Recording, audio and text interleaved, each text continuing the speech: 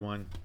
It's my weekly short little podcast all about MMA news, all things related to MMA, and of course, rentals in the LA market.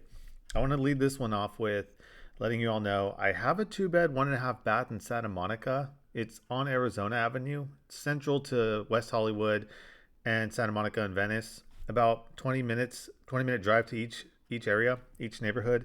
It's going for $34.95. 2-bed, 1.5 bath with the balcony, tree lined street. It's pretty nice. I'll put the link in the bio.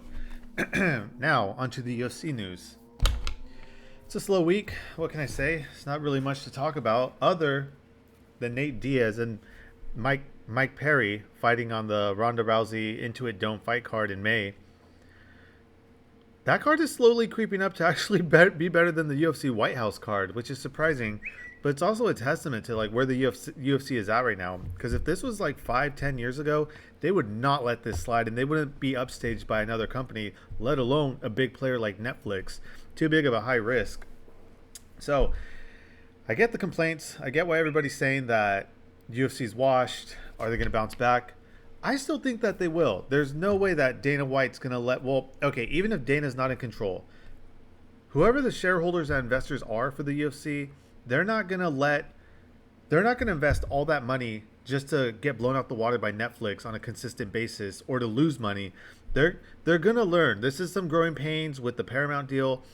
In time, they're going to get it right, and they're going to start putting on fight cards that we want. Because unlike boxing, I feel like MMA fans, they don't tolerate this shit. Over time, they're going to be losing their audience, and less people are going to be watching. The complaints are going to be growing.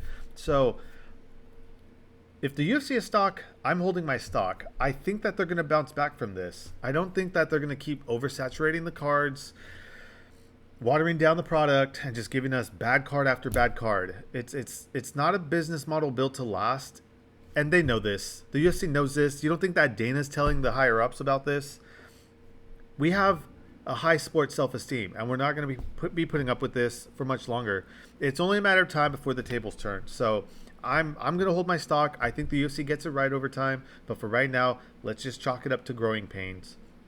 And speaking of oversaturation, I want to talk about a good fight card with you all about like an upcoming event. Last week was a one-sided main event with Emmett Smith versus somebody I don't even know because the cards are so watered down.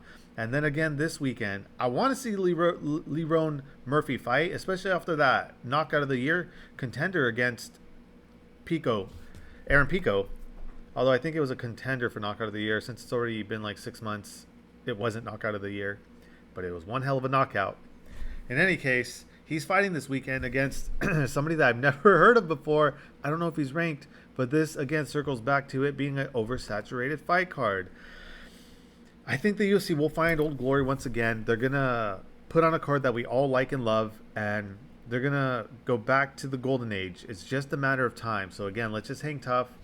We're going to get through this. Right now it's a rough stretch, but it's going to get better. It's not going to get any worse. I think we're in the worst stretch right now. We're going to look back in this period 5-10 years from now and just think, dang, this is a terrible time to be a fight fan. So I don't even want to give a prediction for the main event. I don't know if Leroy Murphy, is it Leroy or Lerone? Let's see. Lerone Murphy. He reminds me of a Tyrone Woodley, former welterweight champion, where he started off as a decision. He would wrestle grappling heavy. Then over time, he discovered his knockout power, and he became the eventual UFC welterweight champ. I feel like Murphy's going that way, where he realized he has dynamite in his hands. He's going to put him to use, and soon he's going to be knocking out guys left and right. So hopefully that happens. It looks like he's fighting another Russian. I'm going to guess that he likes to wrestle, and he doesn't like giving interviews. Going on a limb here for that one. In any case, that's all for today's show. Whoever's out there listening, whether it's 1, 2, 3, 4, 5, or even 50, if I'm lucky, thanks for listening.